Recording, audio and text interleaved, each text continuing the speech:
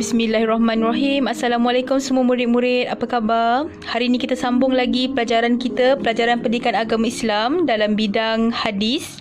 Okey. Kita ulang kaji semula tajuk hadis yang telah kita pelajari minggu lepas, iaitu yang muda dikasihi, yang tua dihormati. Okey, siapa ingat lagi hadis yang kita dah belajar minggu lepas? Ada baca tak? Okey, kita baca sama-sama supaya lebih ingat. Boleh buka muka surat 38, buku teks pendidikan Islam. Okey, sama-sama kita baca. Ani bin Abbas qala Rasulullah sallallahu alaihi wasallam, laisa minna man lam yarham saghirana wa yuwakkir kabirana. Rawahul Abu Dawud wa Tirmizi. Maksudnya, daripada Ibnu Abbas berkata, Rasulullah sallallahu alaihi wasallam bersabda, bukan daripada golongan kami orang yang tidak mengasihi orang yang lebih muda dan tidak memuliakan orang yang lebih tua. Riwayat Abi Daud dan Tirmizi. Ini dia hadis yang kita dah pelajari, yang kita dah tulis pun minggu lepas nota dia. Okey, kita nak ulang kaji semula apa dia hadis ni. Apa dia hadis? Sebelum kita masuk bab tajuk yang muda dikasihi, yang tua dihormati, kita nak ulang kaji semula apa itu hadis. Okey. Hadis ialah semua perkara yang disandarkan kepada Nabi Muhammad sallallahu alaihi wasallam, sama ada dari segi perkataan, perbuatan, pengakuan atau sifat baginda. Dalam erti kata ringkasnya, hadis ni ialah tentang peribadi Nabi. Apa yang Nabi buat sepanjang hidup dia, apa yang Nabi lakukan setiap hari, apa percakapan Nabi, bagaimana sifat Nabi. Itu ialah hadis. Peribadi Nabi. Apa yang berlaku sepanjang kehidupan Nabi, itu kita panggil hadis. Okey, apa fungsi hadis ni? Untuk apa? Untuk apa hadis ni? Pentingkah hadis ni? Okey, hadis ni penting kerana apa? Hadis penting kerana hadis ialah sumber hukum yang kedua selepas Al-Quran. Hadis berfungsi untuk menjelaskan hukum secara terperinci. Nabi Muhammad menunjukkan akhlak-akhlak teladan yang baik. Dia tunjuk cara kita nak beribadah macam mana. Dalam Al-Quran, kita Allah pesan supaya wajib untuk kita solat. Tapi Allah tak bagi tahu macam mana cara untuk kita solat. Jadi macam mana kita nak tahu cara solat yang betul? Melalui hadis. Hadis iaitu perbuatan Nabi. Sahabat-sahabat Nabi tengok Nabi macam mana cara Nabi solat. Jadi sahabat-sahabat Nabi direkodkan, jadikan hadis. Itu yang dinamakan hadis. Okey, secara ringkas. Terus kita sambung kepada mata pelajaran kita hari ini, untuk adab terhadap orang tua dan orang muda. Okey, boleh buka muka surat 40 dan 41 buku teks pendidikan agama Islam. Hari ini kita akan masuk tajuk adab mengasihi orang muda dan adab menghormati orang tua. Okey, dalam muka surat 40 dan 41 ni ada kedua-dua adab tu. Okey, untuk kotak yang berwarna pink ni ialah adab mengasihi orang muda. Manakala kotak yang berwarna kuning, semua ni kuning ni ialah adab menghormati orang tua. Okey, kita pergi satu persatu dulu. Kita pergi kepada adab mengasihi orang muda. Macam mana orang tua nak mengasihani orang muda? Apa cara-caranya? Okey, yang pertama kita ada apa? Berbicara dengan nada yang mesra. Orang-orang dewasa sebaiknya untuk mendekatkan diri dengan anak-anak muda ni, orang muda ni, supaya anak muda ni rasa tertarik. Mestilah mereka berbicara dengan nada yang mesra. Tidaklah garang je. Dah makan? Sihat tak? Kita pun takut kan. Jadi orang-orang dewasa ni sebaiknya berbicara dengan nada yang mesra bila bersama dengan orang yang muda, supaya orang muda pun rasa rapat dengan mereka. Okey, seterusnya kita ada apa? Kita ada adab terhadap orang muda ni, ada mewujudkan hubungan baik dengan orang muda. Maksudnya sama-sama bersilaturahim, kawan ni juga dengan orang muda. Bukan orang tua duduk berkawan dengan orang tua je, tak nak pun berkawan dengan orang muda. Kenapa pentingnya orang tua berhubungan baik dengan orang muda? Supaya apa-apa kesilapan orang muda lakukan, orang tua boleh tegur, kongsi sama-sama, nasihat. Jadi sebab itu penting orang tua mewujudkan hubungan baik dengan orang muda. Okey, Seterusnya menasihati dengan kata-kata yang baik.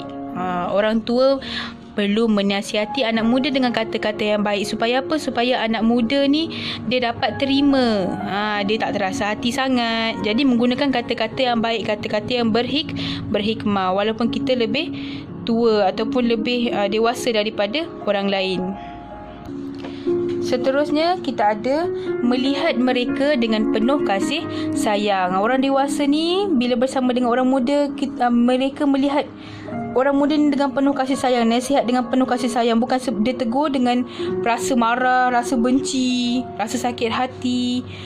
Jadi bila bersama dengan orang muda ni, bersama dengan orang yang muda daripada kita, dia nasihat dengan penuh sopan, dengan penuh kasih sayang, rasa cinta, supaya dia nak lihat anak muda tu berubah ke arah lebih baik. Seterusnya menunjukkan contoh teladan yang baik. Sebagai orang yang dewasa, perlu untuk menunjukkan sikap dan akhlak yang baik kepada anak muda, kepada orang muda. Supaya apa? Supaya orang muda dapat ikut perkara-perkara baik yang orang tua lakukan. Orang tua ni kan orang yang berpengalaman. Jadi anak muda biasanya akan tengok orang tua macam mana mereka lakukan sesuatu perkara, dan anak muda biasanya akan ikut. Okey, jadi itulah dia 5 perkara ataupun 5 adab menghormati, menyayangi dan mengasihi orang muda. Kita ulang semula. Yang pertama, berbicara dengan nada mesra. Yang kedua, mewujudkan hubungan baik dengan orang muda. Yang ketiga, menasihati dengan kata-kata yang baik. Yang keempat, melihat mereka dengan penuh kasih sayang. Yang kelima, menunjuk contoh teladan yang baik. Okey. Seterusnya kita pergi pula kepada adab menghormati orang tua. Macam mana kita sebagai orang muda ni pula, adab kita sebagai orang muda terhadap orang tua. Macam mana kita nak menghormati orang tua? Okey, kita pergi satu persatu.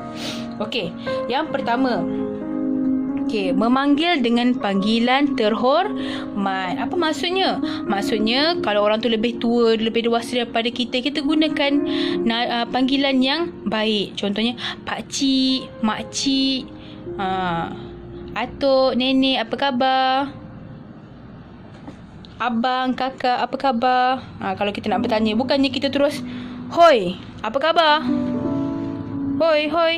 Itu namanya tak sopan. Jadi menggunakan panggilan yang baik adalah dituntut dalam Islam. Gunakan panggilan hormat. Jangan pula kita jumpa orang tua, hoi orang tua, mai sini kau. Itu namanya tidak sopan. Okey, gunakan panggilan yang baik, panggilan yang terhormat. Okey, seterusnya kita ada yang kedua, iaitu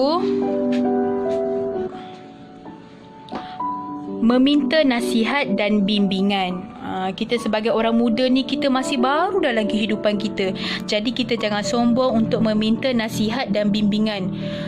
Jangan kita rasa macam, alah, saya boleh je buat sendiri, tak perlu pun orang lain bagi tahu saya apa saya nak buat. Saya pandai, saya tahu. Itu namanya kurang adab. Jadi sebaiknya kita minta nasihat dan bimbingan daripada orang yang lebih tua daripada kita, supaya kita kurang melakukan kesilapan dalam kehidupan. Dengan nasihat dan bimbingan orang tua, kita dapat mengelakkan perkara-perkara yang tidak baik. Sebab apa? Sebab orang tua ni dia dah melalui zaman kita. Diorang ada pengalaman dah. Jadi sebaiknya kita minta nasihat dan bimbingan daripada orang tua. Jangan kita sombong. Okey, seterusnya taat kepada orang tua. Taat kepada orang tua. Apa maksudnya? Contohnya macam kepada kedua ibu bapa kita.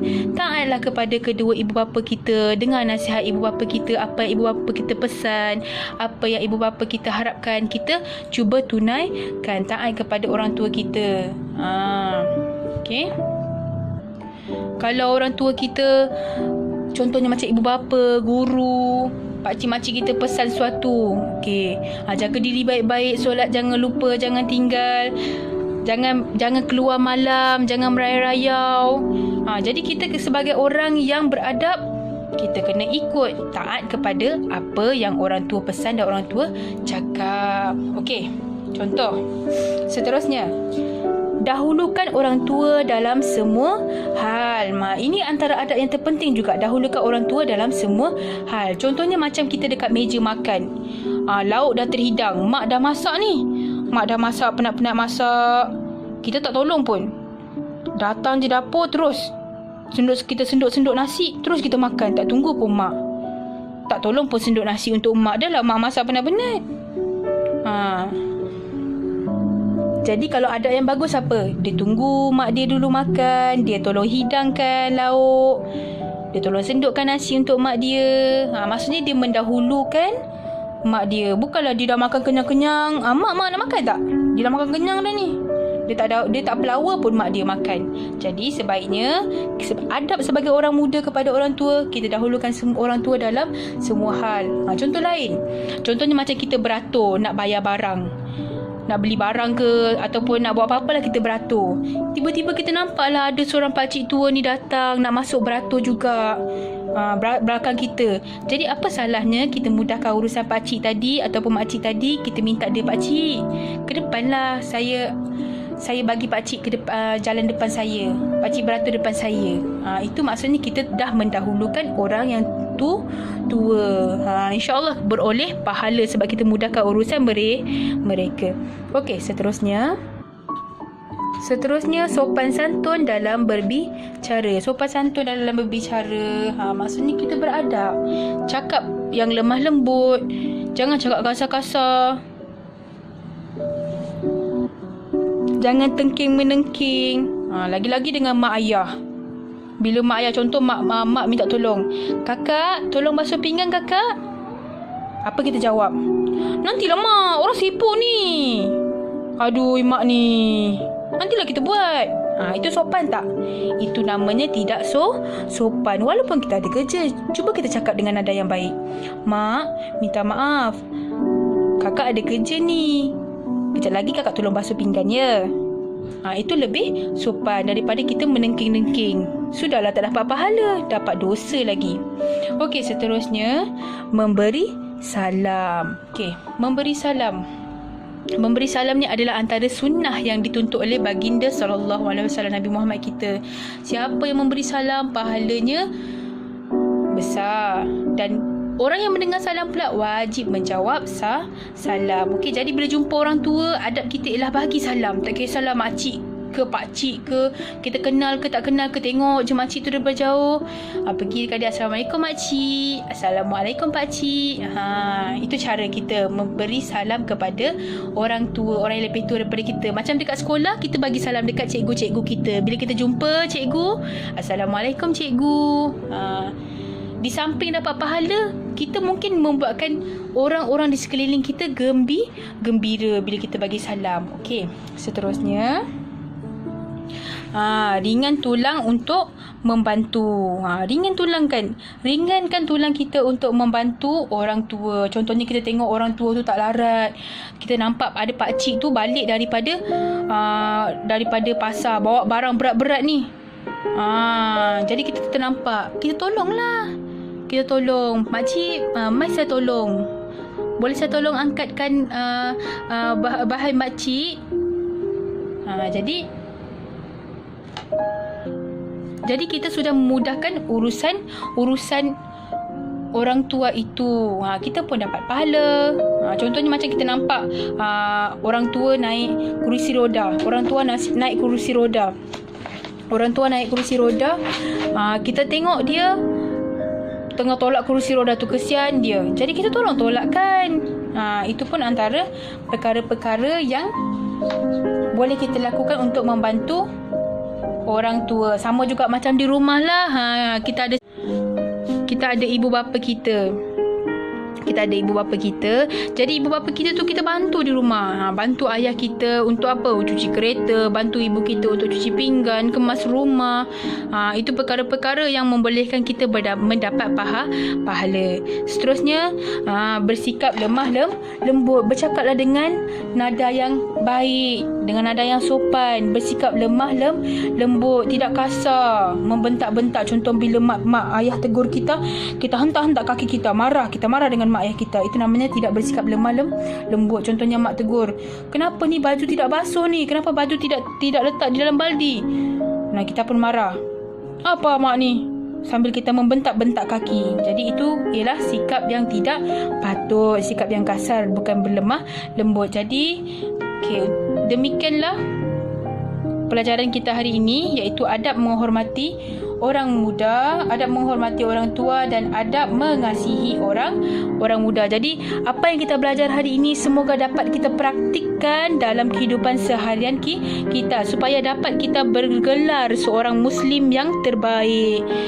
Orang Muslim yang terbaik ialah orang yang saling menghormati sesama kita dan saling mengasihi sesama kita. Yang muda disayangi, yang tua dihormati. Okey, untuk hari ini Ustazah mahu kamu semua buat nota. Okey, nota 2 bahagian. 1, adab mengasihi orang muda. Okey, buat begini. Okey. Kemudian yang seterusnya, adab menghormati orang tua. Buat bentuk begini. Okey, terpulang kamulah nak buat bentuk belon ke bentuk apa ke, tapi yang penting saya mahu bentuk peta minda begini. Okey, yang begini. Okey, tulis di dalam buku tulis kamu hari ini. Jangan lupa tulis hari dan tarikh. Okey, sekian saja kelas bersama Ustazah Salmi. Kita jumpa di masa yang lain. Assalamualaikum warahmatullahi wabarakatuh.